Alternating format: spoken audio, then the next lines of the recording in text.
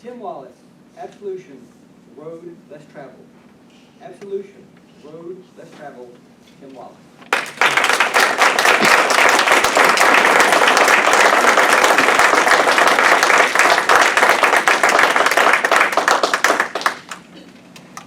Life can be the sunshine on peaceful days with bright blue skies.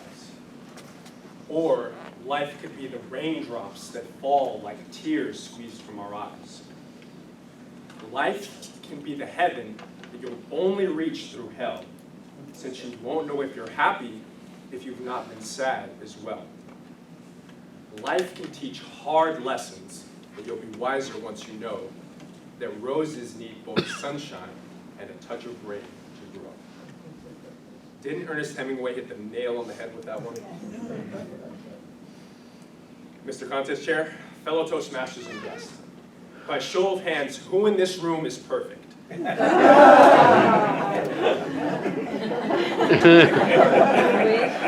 appreciate your honesty. And I think of as a shock to you all, but neither am I. I know you see the suit, you think this guy's the one. Each and every one of us, at one point in time in our lives, have made a mistake. And some of us, in addition to this, have dealt with very tough experiences. How you register and respond to those two things has a huge impact on your life. Forgiveness is defined as the intentional and voluntary process by which a victim undergoes a change in feeling and attitude regarding an offense. Let's go of negative emotions such as vengefulness with an increased ability to wish the offender well.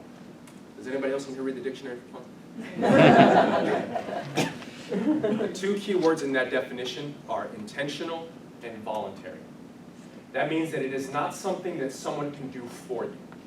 You must identify, come to terms with, and ultimately eliminate that negativity by means of compassion. You must also know why you want to eliminate this negativity from your life. And when it comes to forgiveness, sometimes we must forgive other people in our lives. And at other times, we must forgive ourselves, which in my opinion and experience is far more difficult. One of my most difficult bouts with forgiveness began back in December of 2005. I was walking into my kitchen to grab something to eat when I noticed that my grandfather and mother were inside of my younger sister Torcia's room. I walked into the room, and it's as if at that very moment, time stood still. I remember that the sun was shining through the window right onto my sister's face, and she had this blank stare, as if she were looking right through me. The day prior, she asked my mom if she could stay home from school because she wasn't feeling very well. Of course, my mom said that was okay. Later that evening, she asked if she could go to the roller skating rink with her friends because her birthday was a couple days away. My mom said, if you're too sick to go to school, you're too sick to go out with your friends. My sister became very upset and went straight to bed. Now there she was with this blank stare. I walked up to her and I said, "Stop pretending! You're making Mom worry." And I turned around and I walked out of the room. After this, I made myself something to eat, and then I went to my room to take a nap because I had to go to work in a couple of hours. Unfortunately for me, I overslept, I needed to rush out of the house, and I did not have the opportunity to say goodbye to anybody. While I was at work, I received a phone call from my older brother telling me that my sister was extremely ill and needed to be rushed to the hospital where she was placed into a medically induced coma. She was in that coma for her 17th birthday, and we pulled the plug 2 days later.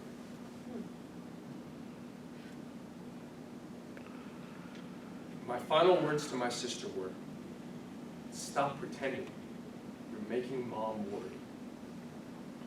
Not, "I hope you feel better soon," or "Is there anything that I can do for you?" or "I love you." Only insensitive words filled with anger. Those words echoed in my brain for years and years and years. I wouldn't allow myself to think of all of the good times that we had or the times that I was just a good older brother. Only the words. Isn't it interesting how easy it is for us to dwell on the negative things in our lives? But all that does is hold us back from progression. My sister was a loving, caring, and strong person. The kind of person whose affectionate personality always made people want to be in her presence. The kind of person who would make you soup and take care of you if you were sick. The kind of person who would be devastated to know that her brother was holding on to such negativity inside of his heart. Upon realizing this, I made the decision to only focus on the amazing person she was, the great times we had, as well as the good man that I had become since that time. And I can honestly say that since making that decision, I have become a much happier person. Is there someone in your life that you need to forgive? Have you been holding on to an unnecessary burden that is keeping you from attaining peace and knowing, displaying, and reciprocating true love and happiness? If so, I implore you to take action.